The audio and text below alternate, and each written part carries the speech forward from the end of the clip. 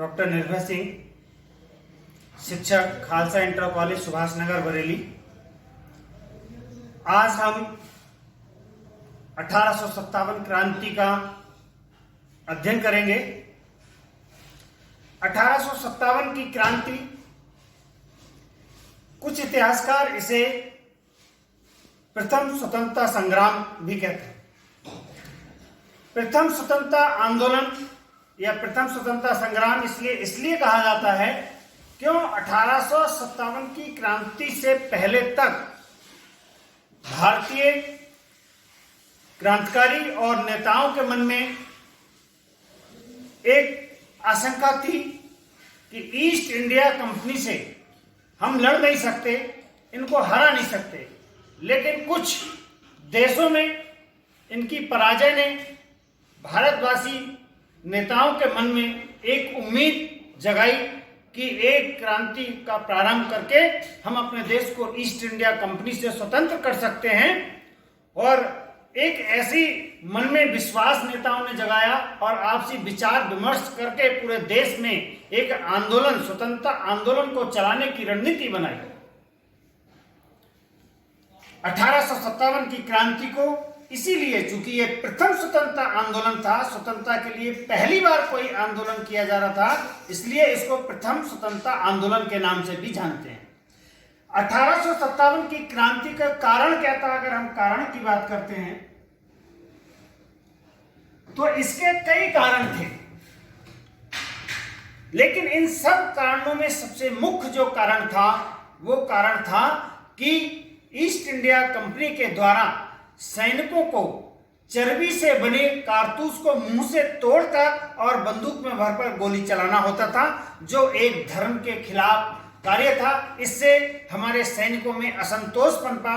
ये एक इसका 1857 की क्रांति का महत्वपूर्ण कारण बना। इसके अलावा डलहौजी की हड़प नीति भी एक इसका महत्वपूर्ण कारण थी, क्योंकि डलहौजी की हड़प नीति थी कि अगर किसी राजे का देहांत हो जाता है और राजा का कोई वारिस नहीं होता है तो उस राज्य को सरकार हड़प कर लेती थी। इससे पूरे राजाओं में एक असंतोष पनपा। एक और महत्वपूर्ण कारण इसका था किसानों के प्रति भी अत्याचार किए जा रहे थे और एक काला कानून बनाया गया था जिसके अंतर्गत अगर किसान अपनी जमीन का लगान टैक्स नहीं दे पा रहे हैं तो उनकी जमीन को उनसे छीन लिया जाता था। ऐसे ही बहुत सारे ये छोटे छोटे कारण थे जो 1857 की क्रांति के लिए उत्तरदायी हैं। दूसरा, अगला पॉइंट आता है कारण के साथ साथ प्रारंभ कब हुआ इसका। प्रारंभ के बारे में भी इतिहासकार अलग अलग लिखते हैं। अगर हम उन सबको देखेंगे तो कुछ इतिहासकारों का मानना है कि 1857 की क्रांति का प्रारंभ 29 अप्रैल को मंगल पांडे द्वारा मेरठ से किया गया और उन्होंने अपने 2 अधिकारियों को गोली मारकर हत्या कर दी गई और इस तरीके से 1857 की क्रांति का आगाज हुआ। लेकिन कुछ इतिहासकारों का मत है कि सही मायने में 1857 की क्रांति का जो प्रारंभ हुआ वो 10 मई 1857 को मेरठ से ही कोतवाल धन सिंह के नेतृत्व में हुआ।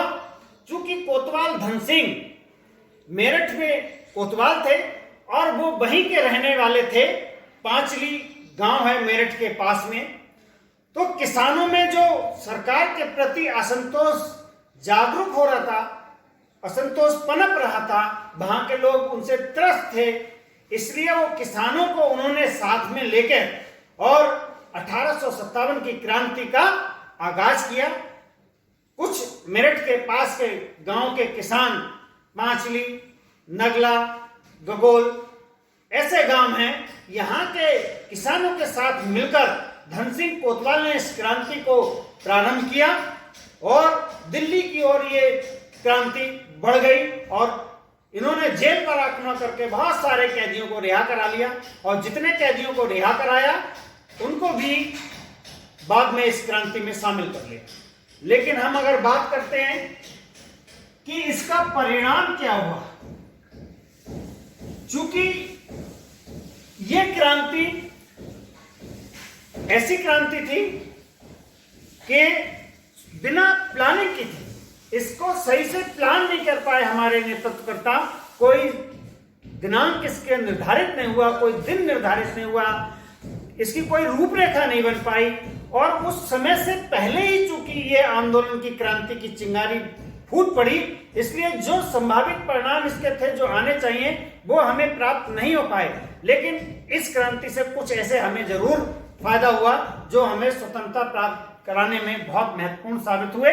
जैसे डलहौजी की हड़प नीति को समाप्त कर दिया गया, काले कानून को बदल दिया गया, और जो सत्ता थी वो ईस्ट इंडिया कंपनी के हाथ से सिर्फ और सिर्फ विक्टोरिया के हाथों में पहुंच गई।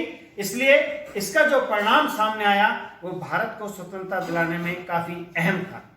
Thank you.